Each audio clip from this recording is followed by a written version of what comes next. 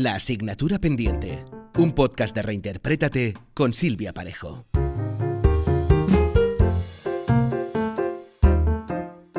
¿Qué te parece la idea de hablar de esas cosas que no nos contaron sobre la profesión artística en las escuelas, en casa o en el trabajo?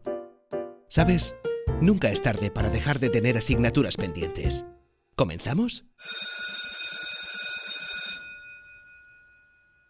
Hola artista, te quiero dar la bienvenida a este nuevo episodio de la asignatura pendiente. Yo soy Silvia Parejo, coach de artistas escénicos, y en el episodio de hoy me acompaña Chus Vega, saxofonista asturiano, psicólogo y experto en ansiedad escénica, para hablar de nervios, y lo pongo muy entre comitas.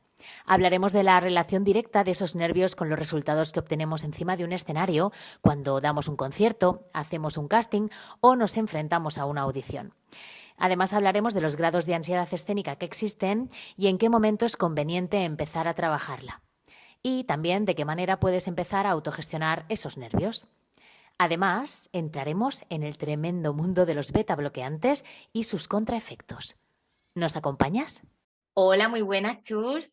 Muy Bueno, buenas tardes. muchísimas gracias de verdad por estar aquí compartiendo este nuevo episodio del podcast. Tú ya sabes que yo soy muy fan, que hemos compartido muchas charlas, pero para la gente que no te conozca, a mí me gustaría que empezaras presentándote, que me digas un poco quién eres y qué haces aquí. Bueno, pues, ¿qué hago aquí? He venido porque me has invitado y además Es verdad. lo agradezco muchísimo porque la verdad que cada vez que bueno, pues distintas personas del sector, vamos a decirlo así, pues de la ayuda a todos los artistas, me pedís ayuda, pues yo encantadísimo, es una gozada poder colaborar con vosotros en todo lo que sea. Y respondiendo a la primera pregunta que me hacías de quién soy, pues yo soy Chus Vega, soy psicólogo, soy un psicólogo especializado en trabajar con músicos en concreto. No lo hago, no tengo un amplio espectro tanto como tú, que trabajas con artistas en general. Y en concreto estoy especializado en todo lo que tiene que ver con miedo escénico, ansiedad escénica, depende un poco cómo lo quieras llamar. Hay diferencias, pero bueno, vamos a quedarnos con que son lo mismo. No vamos a entrar en tecnicismos nada más empezar la conversación, ¿vale? Y eso, me dedico prácticamente a esto, a ayudar a músicos que tienen pues, problemas con miedo escénico y hacer talleres de prevención en conservatorios y centros de enseñanza musical. Básicamente esto. Vale, pues no está mal, no está nada mal. ¿Y para qué haces esto? O sea, ¿de dónde viene esta vocación por ayudar a los demás, por focalizarte tanto en esa parte de ansiedad escénica? Mira, fíjate, yo soy saxofonista, estudié en el Conservatorio de Gijón y además cuando estaba acabando los últimos años del conservatorio, estaba simultaneando ya con la carrera de psicología, ¿no?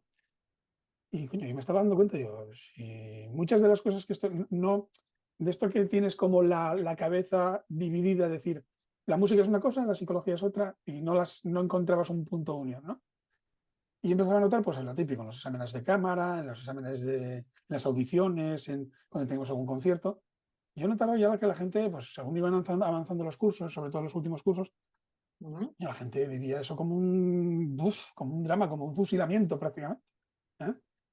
Y entonces, bueno, coincidió que ya estaba en los últimos cursos de psicología y estaba pues, estudiando lo que son pues, distintas técnicas, herramientas y sobre todo herramientas aplicadas a la ansiedad en general o a la fobia social, ¿no? Y vi, yo, coño, esto es lo mismo y tal. Y después tuve la gran suerte de que cayó en mis manos un maravilloso libro de una maravillosa persona, que es lo llamamos Don, pero realmente es San Guillermo Dalia, y leí su libro y Lo dije, conozco. yo quiero hacer esto y empecé a unir las dos facetas y hasta aquí, y hasta aquí llegamos. Pues qué Entonces maravilla. realmente la motivación es ayudar a que no se pase tan mal como pues yo lo pasé alguna vez y como lo vi pasar a mi alrededor cuando estaba estudiando música.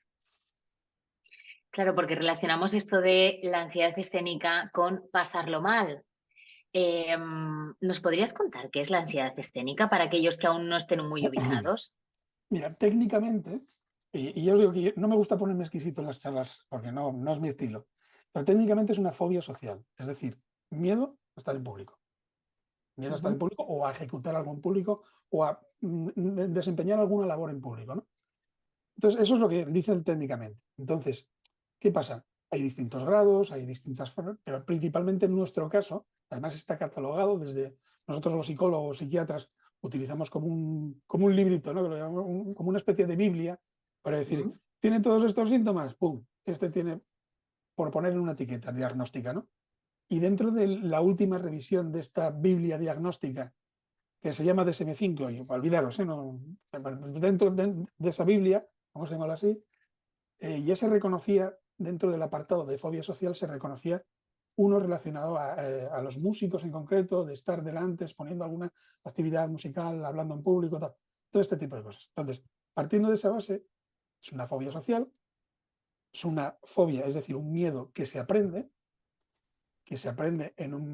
suele ser, pues, hay muchos estudios que dicen que suele ser aprendido en la adolescencia y por eso precisamente yo, por ejemplo, enfoco los talleres a partir de esa edad, porque es cuando Ujú. principalmente los niños se dan cuenta de que cambian, tienen más exposición social, están más expuestos, ¿no?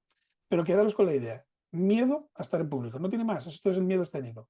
Empezamos, podemos aquí poner adornos y todo lo que quieras, pero realmente es eso, y se trata como una fobia, igual. Ujú. Vale.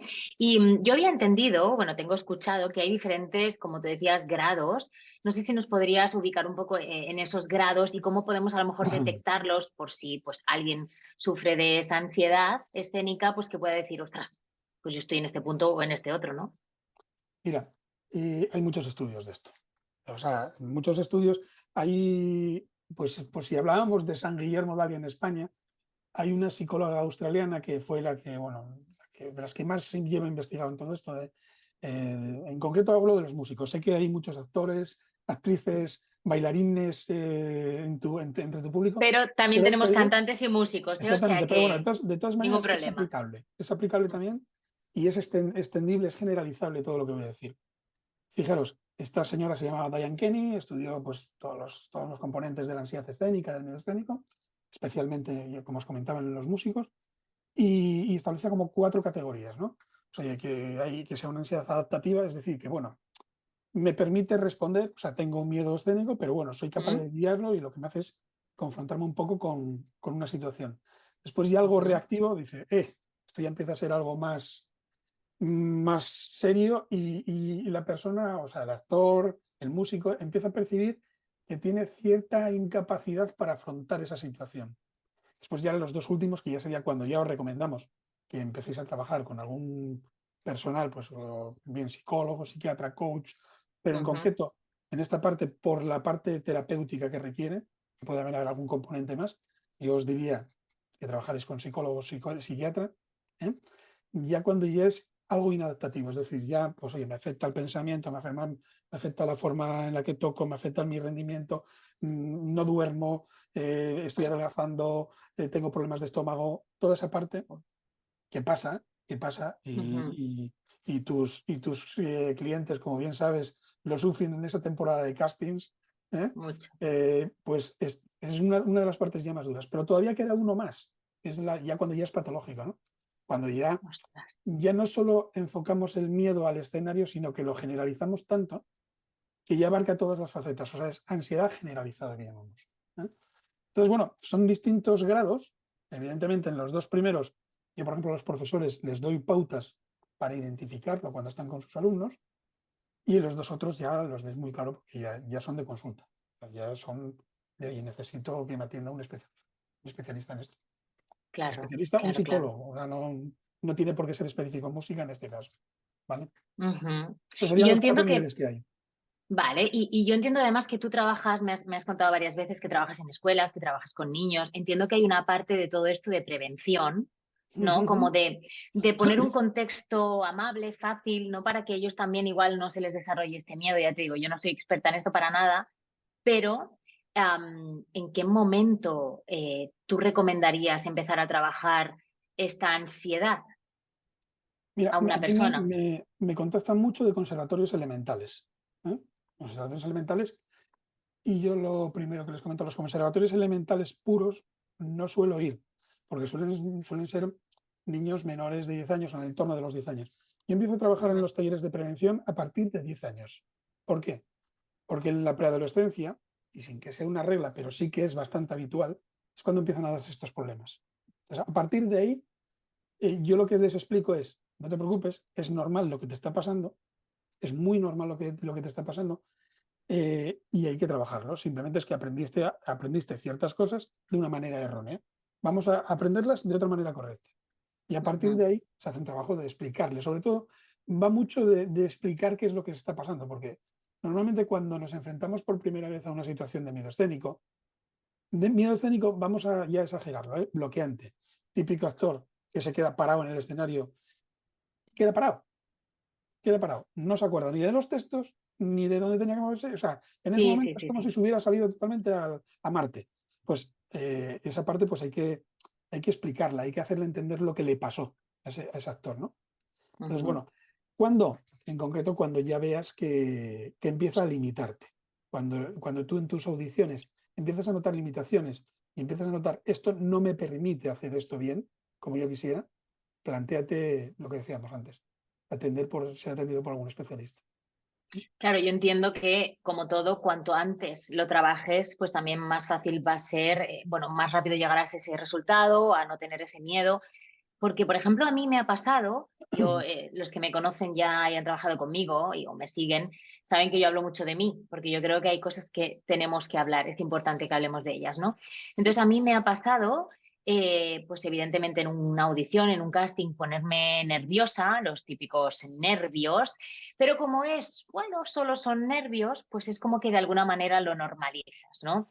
Pero luego yo he terminado esa audición, ese casting, sintiendo que yo, aunque iba muy preparada, otra cosa es que tú no lleves el material bien preparado, aunque yo tenía todo muy preparado, pues los resultados que yo he obtenido de eso no han sido satisfactorios para mí. Y no porque me resulte que no me cojan en este casting o que sea un no, sino porque yo no me he sentido dando todo de mí, en mi máximo rendimiento, ¿no? De alguna manera.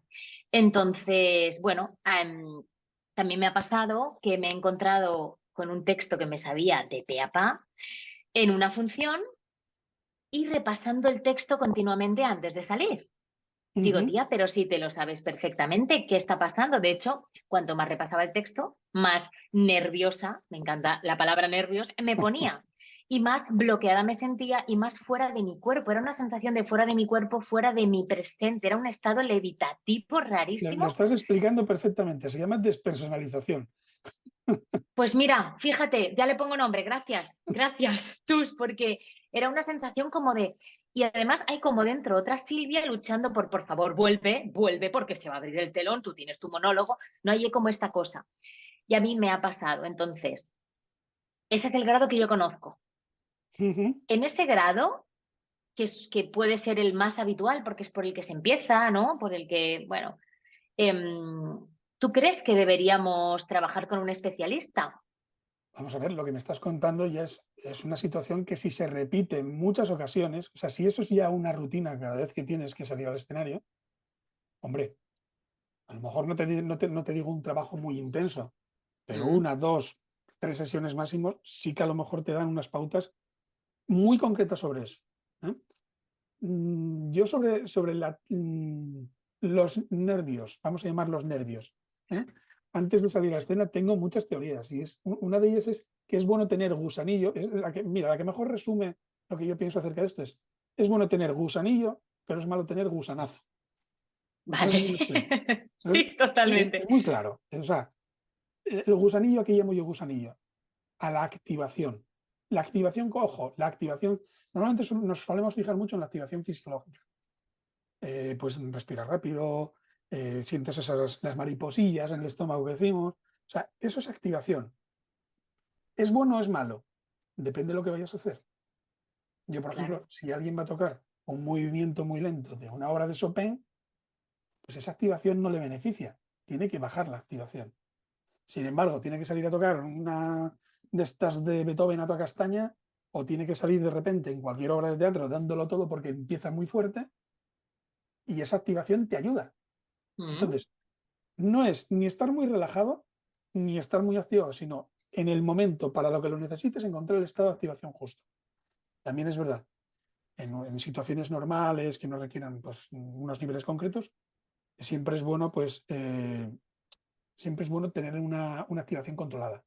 Pero la activación controlada y buena es buena, ¿por qué? Porque te ayuda a estar mucho más atento y mucho más concentrado. Es el punto ese Más que dices, presente, estoy ¿no? aquí. Igual. Claro. Sí, sí, lo que decías tú de la presencia, ¿vale? Mm, Entonces, hay muchos ejercicios y yo creo que en concreto en toda la parte mm. de artistas los tenéis muy dominados, ¿eh?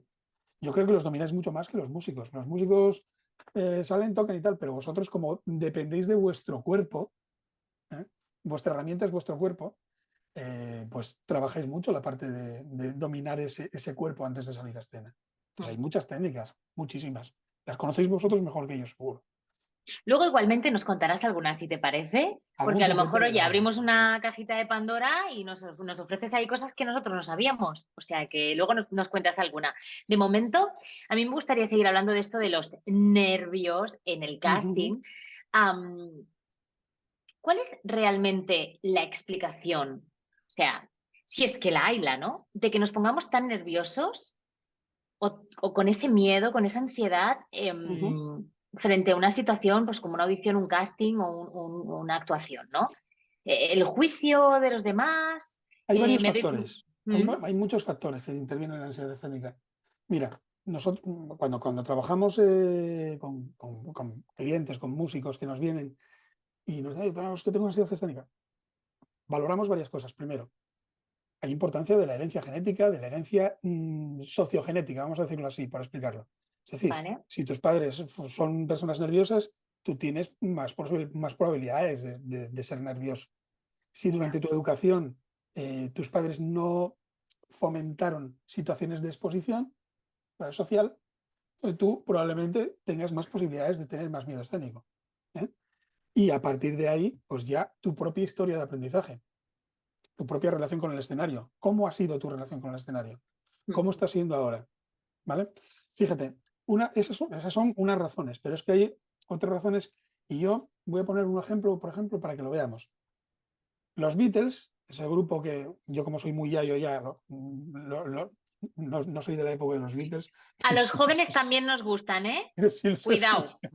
Vale, pues los Beatles cuando marcharon a Hamburgo estaban tocando casi 10 horas todos los días y se pasaron, no sé si fueron 4 o 5 años allí, todos los días, es decir, no ensayaban, tocaban directamente.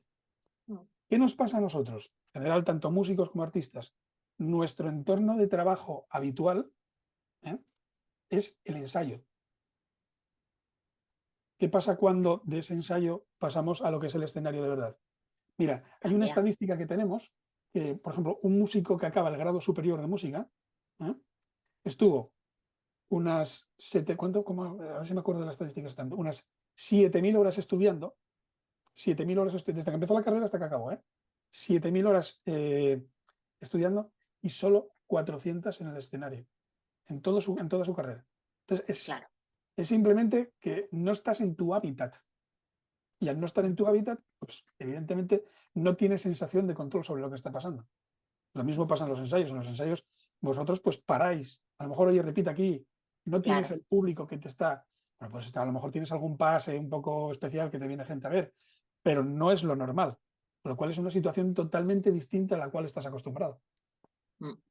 Y además es que yo considero que la exposición realmente es muy importante. Por eso yo también en mis procesos de coaching invito a los artistas a que pasen a la acción, se expongan. Por ejemplo, hay gente que quiere trabajar también su presencia escénica, ¿no? Pues Claro. ponte gente delante, ponte amigos, familia, haz un concierto de pequeño formato para ver qué sucede, qué sensaciones y exponte. Al final es ensayar ese gran momento que es la actuación, ¿no? Pero para regular también cómo quieres llegar a esos resultados ese día, tienes que encontrar de qué manera quieres llegar tranquilamente, ¿no?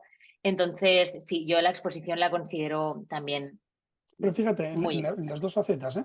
Hay dos facetas que, por ejemplo, nosotros en psicología trabajamos, que me imagino que en coaching haréis algo parecido, trabajamos dos facetas muy concretas. Exposición en imaginación, definimos unos niveles de ansiedad, porque claro, eso de los nervios, tengo nervios, vale, sí, ¿cuántos? No sé, Claro, de 0 a 100, ¿cuántos? claro. No, 80, ¿en qué momento? No, cuando salgo, vale, venga. O sea, Entonces, con esos niveles de nervios, por decir una manera, esas unidades subjetivas de ansiedad que hablamos nosotros, lo que hacemos es definir situaciones de exposición de mayor o menor graduación y primero Ujú. trabajamos en imaginación. Y estos son como las pantallas del Mario Bros. Cuando tú vas Claro. sí, tú cuando vas superando una pantalla de exposición en imaginación, bueno, pues vas a la siguiente. Y cuando ya superaste todas las pantallas en imaginación, dices, vamos a coger, venga, ahora en vivo. Y empezamos otra vez de abajo, ¿eh? ¿Por qué? Pues por hacer esa exposición gradual hasta que vayas dominando la situación. Qué bueno, qué bueno. Entiendo que tiene que ver como con una visualización, ¿no? Sí, sí, sí, sí. Visualizar eso, imaginándolo. La Vale, primera parte se trabaja con visualización. Se trabaja con vale, vale, visualización. vale.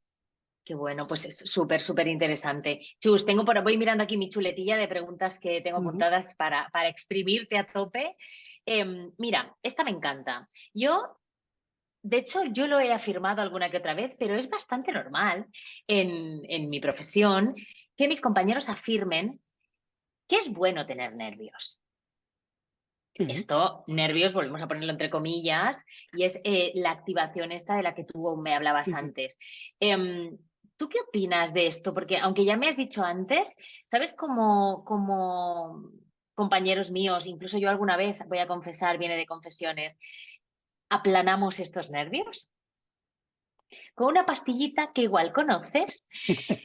Los que no la han probado, pip, aquí deberían tapar este momento, No digas el nombre, pero no digas la marca comercial. Di beta vale, bloqueante y ya está. perfecto, eso es, una pastillita de beta bloqueante. Así que, no sé, cuéntame tu opinión sobre esto y qué es un beta bloqueante para los que no lo sepan.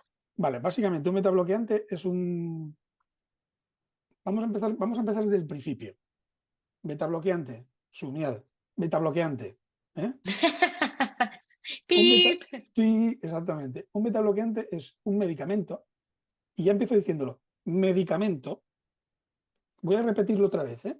Mm, Medicamento que ha de prescribirse, o sea, lo tiene que prescribir un médico, no lo puedes, no, es que me lo dijo, es que me, no, es que lo encuentro, es que me, no, médico, prescripción médica, importantísimo, ¿eh? No me cansaré de mm, repetirlo siempre, mm. porque se dan cosas como muy raras por ahí después. Entonces, bueno, es un medicamento que lo que hace es interfiere en la recaptación de la adrenalina. Vamos a dejarlo de los neurotransmisores que hacen que te pongas nervioso. Venga, vamos a ponerlo así. ¿Vale? Vale. No quiero ponerme lo que te decía, no, no es momento de ponerse exquisito. Bueno, entonces, ¿qué pasa? Que si tú tomas un beta bloqueante y lo tomas Mm, porque alguien te dijo que te va a hacer bien, es que tú no sabes qué efectos te va a hacer a ti en concreto. O sea, es como si yo ahora te digo, no, es que mira, hoy por la mañana me levanté que vi cosas raras. Ah, toma, me tomé una pastillita, toma, un antiesquizofrénico. Ah, es que me lo dijo Manolo, ¿qué tal? Este tío, pero yo no sé qué claro. me hace esto. Sería un neuroléptico, pero bueno, vamos a, para que me entendáis.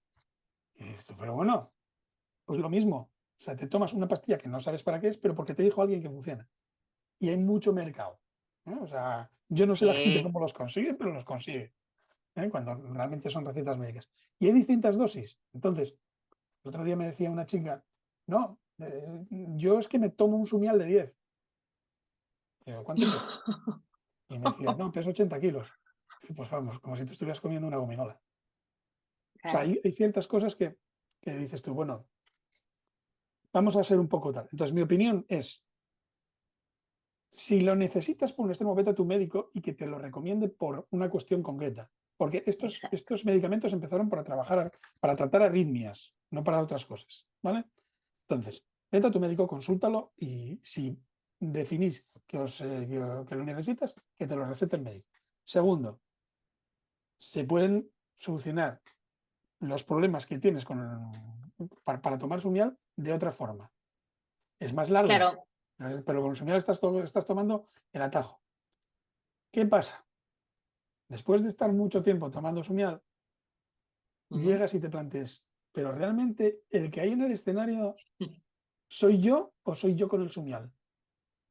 Tal dependencia Claro, tengo en la mi técnica dependencia. como para esto. Mm, Entonces, por eso te digo que hay que cuestionárselo. Entonces, yo por supuesto. recomiendo que no se tome una palabra. Claro, y entonces, ¿qué alternativa, qué la alternativa que recomiendas para gestionar este cúmulo de emociones que hemos llamado nervios frente a una situación de exposición así? Mira, normalmente hay un proceso muy claro. Tú tienes un acontecimiento, tienes un pensamiento y tienes una emoción. No pasas del acontecimiento directamente a la emoción. Tú Ujú. tienes, aquí los estoicos dirían que hay una pausa estoica, ¿eh? Genial. Que te permite tomar decisión sobre el pensamiento antes de tener la emoción. Vale, pues normalmente esas emociones las gestionamos a través de esos pensamientos. Reformulando toda esta parte de pensamientos, podemos dominar las emociones. Claro, problema, esto lleva tiempo. Esto lleva tiempo y lleva trabajo interior y lleva, pues oye, dedicarte tiempo a decir, oye, yo cuando estoy en el escenario, en esta situación concreta, ¿qué es lo que estoy pensando? ¿Qué es lo que se me dispara y por qué? Vale, venga, venga, pero ¿por qué? Venga. Mm. ¿Y esto me favorece o no me favorece? Hacer un trabajo de lo que llamamos los psicólogos reestructuración cognitiva. Es decir, Mm. lo que conocéis vosotros como la imagen del comecocos, del psicólogo comecocos. Ya me está comiendo la bola. No, no es simplemente, yo siempre pongo una metáfora, tengo aquí unas gafas que van a salir en casi todos los directos que haga con todos. Y son estas gafas que yo las utilizo para explicar ese cambio de mentalidad. Tú puedes ver las cosas de una manera o de otra. Sí. Ponte las gafas de verla de la manera que te favorezca. No hay más. Claro, siempre, que te impulse y que no te limite. Además, los pensamientos son muy importantes Claro, porque determinan mucho los avances que hacemos. Yo me encuentro muchísimos clientes que tienen a mis procesos y tenemos que hacer un profundo trabajo de creencias limitantes, ¿no? Porque, justo. porque ahí está, ¿no? Toda esa parte, entonces es realmente muy importante. Así que sí, igual el camino es más largo, pero es un camino como ya más seguro, como que ya queda de alguna manera. No siempre recurro a, pues eso, a esos beta bloqueantes que son momentáneos, que además me ponen en duda de mi realidad. O sea, yo soy así, ¿no? Esto que hablábamos. Entonces, bueno, aquí cada uno con su cuerpo, su vida y su responsabilidad, pero pues nosotros evidentemente recomendamos un trabajo profundo de esto, cognitivo, ¿no? Entonces, ¿qué te iba a preguntar? Antes me habías dicho que nosotros sabíamos muchas herramientas y dinámicas para regular estas emociones, previo a un casting, previo a una audición, previo a... Igual no sabemos tanto, Chus, chívanos Sí, que sí, alguna. que sí. Siempre, mira, yo te digo una cosa. Yo siempre estoy escuchando, siempre estoy viendo. Mira, hay muchísimos trucos. Y además, claro, dedicándonos a esto, pues estás siempre ahí mirando, ¿no?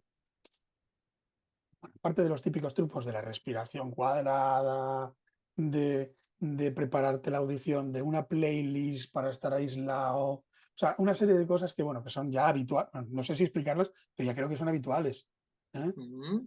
Porque además, en concreto, en la parte actoral, esto, lo Sí, de, conectamos mucho con el con el cuerpo, cuerpo lo tenéis muy activación trabajado, física, ¿no? sí. Lo tenéis muy trabajado. De hecho, fíjate, yo, por ejemplo, me hace mucha gracia Pablo Motos en El Hormiguero. Mm. eh, Vosotros, yo siempre lo comento en los talleres, ¿no? ¿Sabéis por qué Pablo Motos empieza el programa bailando? Pues Ah, te mira, lo no me lo dejo ahí. había planteado, pero claro, claro, Siempre empieza el claro. programa bailando. Tú imagínate pasar de 0 a 100, de estar en un camerino, a salir delante, Mm. no sé si son 3 millones y pico de personas lo que tiene audiencia. Tiene que salir con el equipo y un poco activado y con gente Claro. alrededor para quitarse ese primer pum. Venga, ya está. Ya estamos aquí, delante. Ya estamos delante. Después, ya seguimos.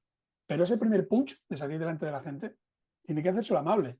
Hombre, Entonces, este tipo de trucos, bueno, esto es meramente anecdótico, pero en el caso nuestro de los músicos, nosotros que no estamos tan acostumbrados a trabajar con el cuerpo, sí que utilizamos todas esas técnicas de lo que os comentaba antes. Trabajar mucho la respiración nos ayuda muchísimo, trabajar mucho con ejercicios de, bueno, que si lo hacéis vosotros, si nos los copiamos a vosotros, de dale, dale. estiramientos, de tal, no sé qué. O sea, todo este tipo de cosas las hacemos, ¿eh?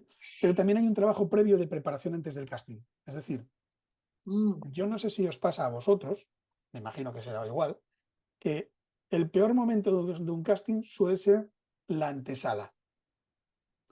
Obviamente. Cuando estás ahí y tal. Yo, por ejemplo, ahí, mm, los músicos con los que trabajo para casting, sobre todo de sinfónicas, hacemos unas técnicas de aislamiento, ¿eh? Ponte los cascos y busca siempre la esquina. En nuestro caso es buscar la esquina. Busca la esquina y quédate en la esquina con tu instrumento y aíslate y céntrate en esto y tal. ponte la playlist famosa para distraerte o para motivarte o para buscar un estado emocional concreto, porque para los actores, que también lo sabrán, pero la música es la manera más rápida de generar un estado emocional. Mm. Entonces, si yo necesito salir de una determinada forma, lo que comentábamos antes de la activación, con una determinada música que yo escoja, no te la puedo escoger yo, la tienes que escoger tú, sales con esa. Entonces son truquitos. No creo que os haya desvelado nada, francamente, pues sí, son cosas que ya Siempre, conocemos. siempre hay alguien que aprende algo nuevo y si no es con esto, es con todo lo anterior que has dicho. Así que ya te digo que estás aportando, vamos, muchísimo. Mira, te voy a contar algo a ver qué te parece simplemente mira, por contártelo. Se está dando últimamente que los actores, actrices que nos dedicamos al teatro musical, nos enfrentamos a audiciones en las que no solo compartimos la antesala con nuestros compañeros de audición, cada uno haciendo sus calentamientos, repasando sus letras, estirando, sino que dentro del escenario, cuando, o sea, te pasan en grupo al escenario y entonces te llaman por tu número y de medio círculo que has creado con tus compañeros te toca salir a ti. Entonces te comes el casting de todos tus compañeros. Esto está pasando. Y esto me ha llegado por varios compañeros de la profesión y clientes con los que trabajo, que es algo que te pone en una tesitura muy complicada de gestión a nivel emocional de Sí, gestionar. sí, sí. No sé, te lo comento por compartírtelo y por si podrías decirnos algo a los que nos toca enfrentarnos a eso. Hombre, nosotros, en este caso en concreto, no te sabría decir, tendría que pararme a pensar, porque en nuestro caso es un poco distinto, porque los músicos suelen tener como tres tandas, dos, tres tandas. Y Ujú. nosotros tenemos mucha suerte. Nosotros vamos detrás de telón. La primera tanda Ya. es detrás de telón, la segunda ya a lo mejor si pasaste, pues a lo mejor ya tienes que tocar tal. Entonces esta realidad no la vivimos tanto. Entonces Mm. yo ahí lo que trabajaría con estas personas, si sabes que muy probablemente pases por ahí, son estrategias de aislamiento. O sea, tengo que ser capaz de estar aquí pero no estar aquí. Mm. Entonces, hay que trabajar muchísimo la concentración. La concentración, yo para mí es una de las herramientas que no estamos trabajando. No me refiero única y exclusivamente al mindfulness, no, me refiero a decir, oye, tengo la capacidad de estar concentrado en algo que yo quiero. Para mí es eso, para mí eso del mindfulness y todo esto es eso. O sea, no es, me pongo a meditar, te dice la gente, no, medito y es que no sé meditar porque no aguanto, no, si es el ejercicio, el músculo lo sacas ahí, precisamente, entrenándote en concentrarte en algo, la respiración, una vela, lo que sea, el objeto meditativo que encuentres. Pues Mm. eso es lo que te da la musculatura para después en un momento dado decir, "Oh, estoy aquí en el centro, o sea, estoy aquí esperando a que me toque el turno, voy a concentrarme en algo que me permita aislarme de esta situación, porque si me quedo en la situación, me va a perjudicar". Mm. Entonces, yo recomiendo trabajar lo que es la meditación, o sea, concentración a través de meditación. ¿Eh? Ujú. Volvemos a lo de siempre. Súper. Esto no, esto no es Lourdes, como me decían, ni Lourdes ni Fátima, no. Esto requiere trabajo y es un Entreno, sí. entrenamiento. Porque si no se da el caso de que, como me dicen a mí, no, es que ya llevo 20 audiciones. Yo no. Tú llevas unas cuantas audiciones, pero hasta 20, si repetiste la misma audición todas las veces, llevas una. Mm. ¿Qué aprendes entre casting y casting? ¿Qué aprendiste del casting anterior? Ahí De está. hecho, yo les recomiendo a los músicos que van a audiciones que al día siguiente hagan una evaluación, pero al día siguiente, en el mismo día, ¿eh? Sí, sí, Una sí. evaluación, una evaluación de casting.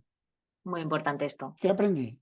¿Qué tengo que mejorar? ¿Qué tal? ¿Cuándo es el siguiente casting? Además, con el mogollón de casting que tenéis vosotros concentrados. Me imagino que otro de los estreses será ¿a cuál me presento? Es un estrés sin duda, porque además se suelen juntar en la temporada los Claro, castings claro, claro. Entonces, y no a llegas a cuál me todo, voy? tienes que decidir. Exacto. Claro, claro. Entonces, por eso te digo, bueno, volviendo a lo que me decías del círculo, eso, trabajarlo con técnicas de meditación. Meditación, concentración. Es que a mí me gusta quitarle mucha fiesta a las cosas, porque no, es que yo hago meditación. No, tú, macho, tú lo que te estás concentrando es en la respiración, o en caminar Mm. descalzo, o en comer una uva. Déjate de tal. Estás Sí. ejercitando el músculo de la concentración. Total, total. Fíjate que yo, así como para ir cerrando, voy a hablar de mí porque siempre digo que soy la persona que más conozco, así que hablo tranquilamente. Yo he llegado a experimentar, he pasado de un estado crítico en mis castings, es decir, yo estoy en casa y doy un resultado y vengo aquí y hay algo pues esto, de esta ansiedad escénica, de estos nervios que me paralizan y que me hacen no ser Ujú. lo que yo quiero ser en ese momento y darlo todo, a vivir los castings como mi gran momento de estado de flow. Wow. Y últimamente me está pasando que hago muy buenos castings y pienso, pero ¿qué pasa? ¿No? Y es porque he conseguido que el reto de ese momento para mí sea por encima un poquito de mis capacidades y que tenga que estar todo el rato como ahí, pum, pum, pum. Y encuentro un flow absoluto. Yo de verdad, Chus, un día ya me analizarás, no sé ni cómo lo he conseguido. Supongo que precisamente preguntándome mucho después de las audiciones, eh, qué era lo que me había servido y qué era lo que descartaba, ¿no? De esa experiencia. Y sobre todo haciendo siempre las audiciones con un criterio, con un para qué las hago y sobre todo para mí, para hacerlas para aprender, porque al final no deja de ser una oportunidad, como decíamos, para exponerte ante esa Claro. ansiedad, ¿no? Entonces yo pensaba, hostia, me está pasando esto, pues vamos y luchamos contra eso, pero luchamos, pues esto, desde la exposición, ¿no? Y lo he conseguido disfrutar, ya te digo, igual no de todos al mismo nivel, Ujú. pero disfrutar desde ese estado de flow tan deseado, que se Es parece que mucho al estado de felicidad, ¿no? es un concepto ideal el del flow. Fíjate, hay una de las profesoras de la UNED, del máster de Psicología de la Música de la UNED, se llama Laura Moral Bofil, que tiene su tesis hecha es específicamente sobre el flow. ¿Eh? Mm, Sí, sí. Yo creo que es la persona de España que más sabe de flow en el ostras, qué sentido bueno. científico y tal. ¿Eh? Vamos a buscarla. Y precisamente una de las cosas que tú estabas comentando, uno de los componentes del flow se llama experiencia autotélica, es decir, lo que te dices tú, lo que te evalúas, lo que valoras cuando estás haciendo esa experiencia, es importantísimo. ¿Por qué? Porque es lo que te motiva a repetir esa experiencia la siguiente vez. Pero volvemos al Así es. principio, Sí. y es, ¿tú cómo interpretas el momento de un casting? ¿Como un momento de soy un torero y tengo que salir a torear? ¿O como este es mi trabajo, este es mi proceso, voy a salir allí, lo voy a enseñar?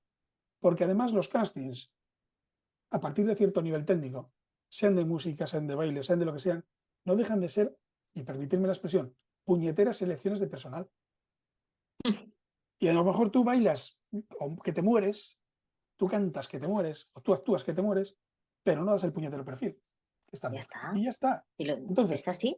enfócate en tu proceso, o sea, perdón, acaba ese proceso y analízate esa experiencia tutélica que decían del flow, Mm, y después intenta, pues oye, disfrutar lo máximo. Claro, cuando disfrutas lo máximo es que, y hablabas del momento de flow, sé que tiene unas características muy concretas. Imagino que se te pasará el tiempo en el escenario, no te darás cuenta de que estuviste en el escenario. eh, so- Es una de ese estilo de cosas. sensación, Sí. sí, es una sensación para los que no, para los que puedan intentar detectarlo, como Ujú. cuando estás haciendo una tarea y dices, ostras, ya es esta hora, se me ha pasado el tiempo volando. Esta sensación como de, ay, pues no me gustaría que esto acabara nunca. O sea, Claro. estás como en una piscinita relajadísimo, en un jacuzzi. Y yo, para mí, encontrar esto en algo que había sido todo lo contrario fue un descubrimiento. No le puse nombre hasta que evidentemente estudié coaching Ujú. y aprendí sobre este concepto y he leído libros y ahí pude ponerle nombre, pero igual los que nos estén escuchando, si empiezan a sentir eso en sus actuaciones o en las audiciones incluso, pues que sepan que tiene este nombre, Yo que creo es que maravilloso. todos en algún momento vivimos alguna situación de estas, muy puntual, de decir, lo que pasa que, claro, a lo mejor no lo identificamos con este nombre, o a lo mejor, como nada más la vivimos de una forma puntual, pues no le dimos importancia. Hombre, Eso. es una situación ideal que todos nos gustaría tener. ¿Eh? Y que, según dice Laura, o según dicen los libros que tal, eh, se entrena, ¿eh? Se Se entrena, entrena, se se entrena. entrena, se entrena. Claro, lo suyo es poner objetivos que estén, Claro. pues eso, que no sean retadores sobre todo. Y un casting generalmente lo es. Puedes ir muy preparado y eso es genial, pero hay algo ahí de qué va a pasar en ese momento que supone, o quién más va a estar alrededor mío, bueno, que supone algo retador, ¿no? Para Ujú. experimentar este estado de flow yo creo que es un buen sitio, yo lo conseguí. Así que nada, Chus, vamos a terminar ya un poquito esta charla y me gustaría, siempre acabo estos episodios preguntando pues al invitado, invitada, pues si quieren dejar algún mensaje a los oyentes que nos escuchan, si te gustaría decirles algo en referencia a lo que hemos hablado o a tu trabajo. Yo, vamos, me quedaría con una idea y es centraros en vuestro proceso, el que sea. Es más importante el proceso que el resultado. Creerme, ¿eh? Porque si tú estás con tu proceso, al final acabas consiguiendo el resultado. Punto número 1. Y segundo, y yo creo que más importante, las cosas no son lo que son lo que nosotros interpretamos. No hay más. O sea, yo con esas 2 ideas me despido ya. Marcho. Marcho. 100%. Y más para los actores, ya te digo, que estamos todo el día interpretando, así que con más razón, las cosas no son lo que son lo que interpretas. ¿Sabes qué te quiero decir? O sea que vamos. Muy a colación, sí. Nos viene genial este mensaje, así que Chus, de verdad, muchísimas gracias. No sé dónde te podemos encontrar, dónde podemos saber sobre ti, sobre, no sé si impartes talleres, cursos, ¿cómo podemos conectarnos a ti? Mira, sí, como comentábamos al principio, básicamente una web, chusvegasicólogo.com, ya ves que yo soy muy simple, no me complico la vida, y después sí que estaré dando talleres principalmente por la zona norte de España, en los conservatorios de la zona norte, de Madrid para arriba, para que nos entendamos. Porque de Madrid para abajo, pues ya estábamos San Guillermo y algunas veces, pues evidentemente, pues, y además, oye, encantado porque yo muchas veces veo sus talleres. Y después, bueno, sesiones online, me tenéis también ahí en chusvegasicólogo.com. Y os diría, si hay músicos, cantantes que están en tu perfil y que tienes seguidores en la comunidad, hay una comunidad de Facebook gratuita, se llama Toca Sin Nervios, Mira, donde la todos los palabra de jueves hoy. hacemos un directo y hablamos de todos estos temas. Lo que pasa que me vas a perdonar, pero bueno, es específica para músicos. Ahí no tocamos, pero bueno. Bueno, pero tengo muchos por Pero, aquí, que nos van a escuchar seguro, así que seguro que se apuntan ahí a esa comunidad. Oye, Chus, gracias de verdad por venirte al podcast, por compartir este rato, por compartir tu experiencia y toda tu sabiduría. Y nada, nosotros seguimos también conectados, tú y yo, y de verdad que muchísimas gracias por estar aquí conmigo. gracias a ti, y ya sabes que es una gozada. Yo hablar de todos estos temas con vosotros y con tu público, vamos, encantadísimo de toda la vida. Gracias. Muchísimas gracias, un saludo. Si te ha gustado este podcast y crees que puede servir de ayuda a otros artistas, no dudes en compartirlo. Conviértete en aquellos artistas que ayudan a artistas. Son los que más molan.